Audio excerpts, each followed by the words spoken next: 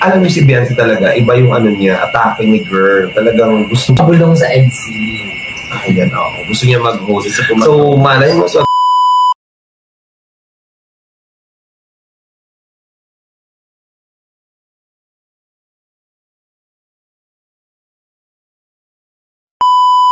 For today's video mga kalingap, pag-reaction tayo sa EDC. Pero bago dyan, batiin ko muna kayo ng magandang araw, magandang gabi sa inyo mga kalingap. At wag nating pagsawaan, pasalamatan ang ating ama ng kalingap, Bal Santos Matubang, at ang kanyang may bahay, Ate Edna Vlog, at ang kanyang anak nga Pogi sa Kalingap Rab. At nandyan din po si Kalingap Ido at ang wifey ni Kalingap Rab na si Ma'am Tapia Matubang. Suportahan natin mga kalingap. At nandyan po ang charity vloggers na tumutulong sa ating kababayang mahirap. Suportahan natin mga kalingap. At nandyan yung K-boys at mga reactors at mga kasama naming reactors sa KSSG. Suportahan natin mga kalingap. At nandyan at ang inyong lingkod sa araw na ito sa Jasmine05 channel. Kung hindi ka pa nakasubscribe sa aking channel, please subscribe and don't forget to hit the notification bell para update ka sa aking mga video na ina-upload bawat araw. Ito lang masasabi ko mga kalingap, panoorin mo ng video bago magkomento para alam nyo talaga ang nilalaman dito. Tara na mga kalingap, na manood na tayo ng video. Let's go, samahan nyo ako. 1, 2, 3, go! Alay mo sa sunod, pag may mga event, ko-host ko po si Biancy para mag-host. Acting siya talagang, ipag-move si ano. Pageantera siya, no? Oo, si Biancy. Alam niyo si Biancy talaga, iba yung ano niya, atake ni girl. Talagang gusto niya bulong sa EDC. Ayan, ako. Gusto niya mag-host. So, malay mo sa sunod, pag may mga event, ko-host ko po si Biancy para mag-host. Parang na po siya ng ayan. Bro, ayan, alright. This is Biancy, alright. Alright. Biancy, alright. Alright. Wow. Ganda na. Parang Miss Universe din ito. Oh, from her 18th birthday ngayon, andito na naman siya. And her beautiful Biancy. Ano naman ang gusto mong sabihin? Nasabi naman nila lahat.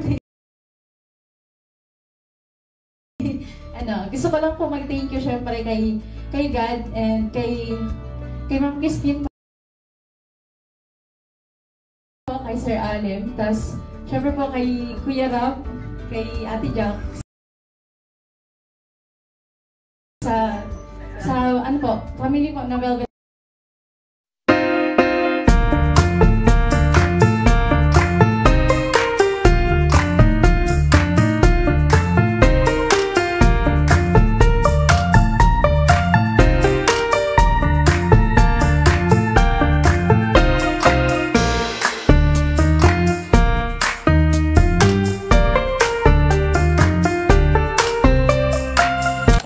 Kanina po is vlog ko. Pasensya na po ha.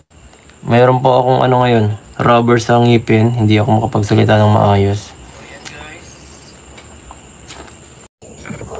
Nakatuwa guys yung kanina. Congratulations sa mga sa may-ari at syempre sa mga co-owner. Si Kalingap Rab and Jack.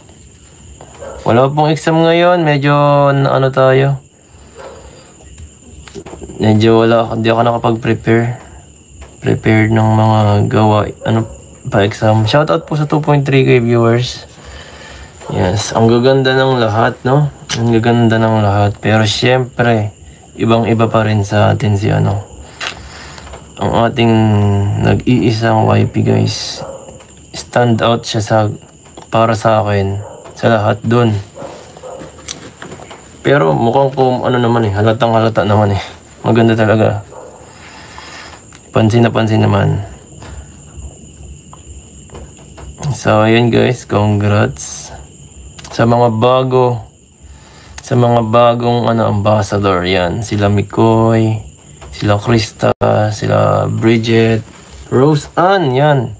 Si Joby dati na eh. Si Rose Ann at saka may nakulang pa ba? Saka si Fran. Yes. Si Dara yun, si Dara. Saka si Marian.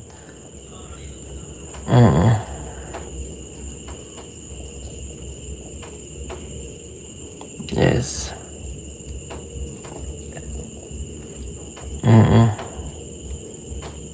Oo, no question yun. Halata naman eh. Shoutout and prayers for Pastor Sir Lito. Ayo po, Sir Lito. Pagaling po kayo. So, ayan mga kalingap, manood na naman ninyo ang video. Yun nga ang sabi ni Sir Alvin kay Biancy. Si Biancy ay mag-host. Gusto daw talaga ni Biancy mag-host pag mayroong event daw, isasama daw niya si Biancy. Kasi nakikita na daw niya kay Biancy, ibang-iba talaga. Kasi ang hilig daw talaga ni Biancy, modeling. No? Baka pag ano talaga yan si Biancy, baka sasali yan sa Bini Pilipinas o Miss Universe. Sabi nga ni Sir Alvin si Biancy pang Miss Universe, ang ganda.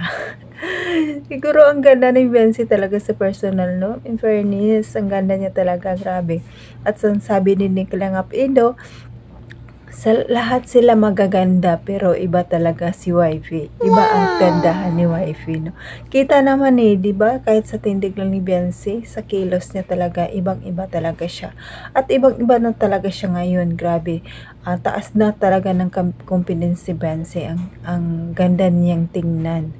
Ang ano niya, kilos, no? Pero marami pa talaga siyang pangarap sa buhay, no? Kaya hindi din siya minamadali ni Kalingap Indo, binibigyan pa ng kalayaan kasi gusto niya pang maranasan ni Biancy ang pagka-teenager niya talaga.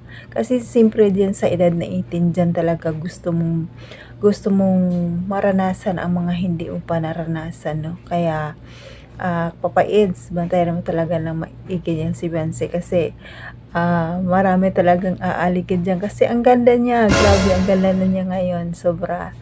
At sana Biancy, wag ka magbago kasi marami ng opportunity na dumating sa iyo, no? At sa ngayon, no, abangan natin mga kalingap ang pag-host ni Biancy, no? Ang ganda niya, grabe, ang ganda ni Biancy.